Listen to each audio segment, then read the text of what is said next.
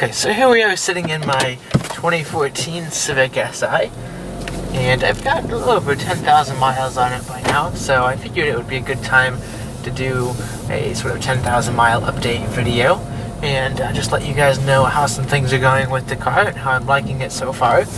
So we're just going to get out of this parking lot here. We'll go for a quick drive.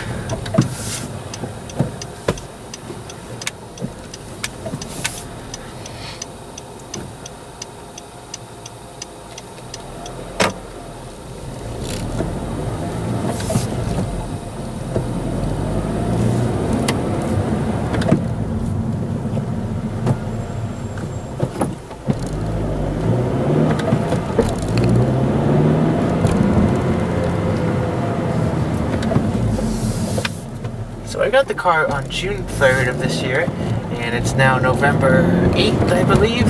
So I've had it for a few months, and I've got 10,721 miles on it. And I mean, it's just been a great car to own.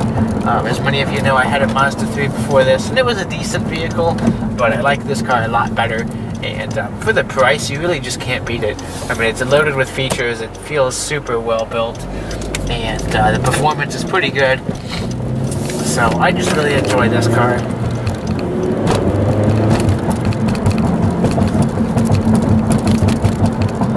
A couple things I've done to the car, nothing major, but I did the LED ambient lighting in the footwells and the cup holders and whatnot. I painted the engine cover. I did plastic dip the chrome strip on the deck lid. So I did just a couple very minor things to the car, just to spice it up a little bit, add kind of my own unique personal touch. So that's what I've done there. And as far as how I like the features of the car, it's great. The lane watch camera is spectacular. I just wish it was on the driver's side as well, because it's kind of odd just having the blind spot technology on the passenger side. The touchscreen audio system is great. However, I would really rather have actual physical buttons and knobs instead of the whole touch-sensitive thing. It's kind of distracting going through the menus and whatnot on the display. It would just be a lot easier if I had a volume knob and preset buttons and all of that. But as far as touchscreen audio systems go, I'm not much for touchscreen, so this is a good system. I like it a lot. And the actual sound quality from the stereo itself is really good.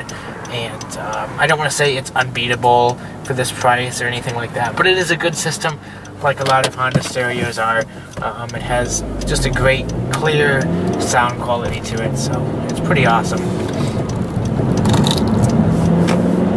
I switched jobs recently, so my commute is about 50 to 60 miles round trip every day.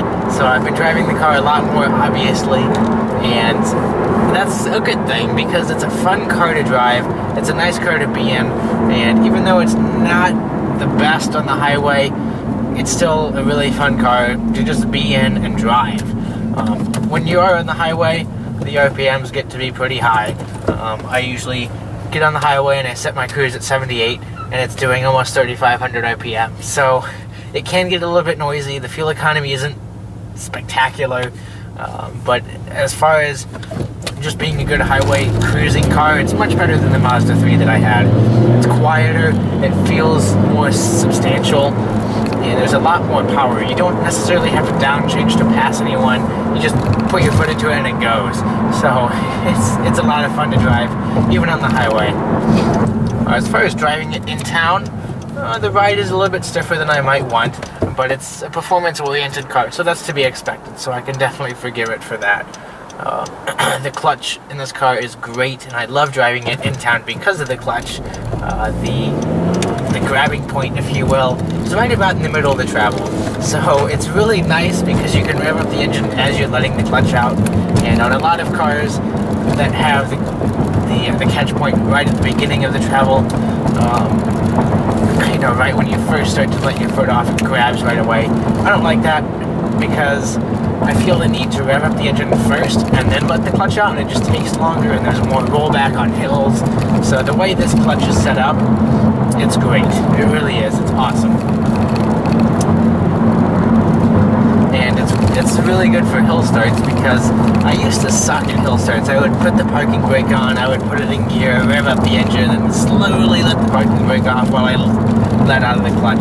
But in this, I've just gotten so good at hill starts because of the way the clutch is in this car and the way the clutch pedal is set up, I suppose. It's kind of hard to describe, but it just makes hill starts really easy. And I wish there was actually a way to disable the hill holder feature in this car, because I've just gotten so good at hill starts that when I do get the car moving, it feels like there's kind of a delay in the car itself letting off of the brakes, and it feels like I'm braking it away from that, and it's just a little bit jerky. So I wish there was a way to disable that.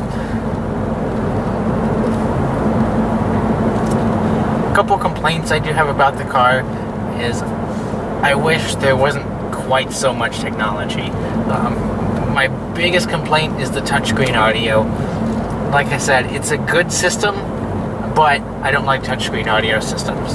They're just too busy and too distracting, and I would just much rather have buttons, knobs, and all of that good stuff to change the radio station and everything the way that people have done for years. So I'm really not much for the whole touchscreen thing.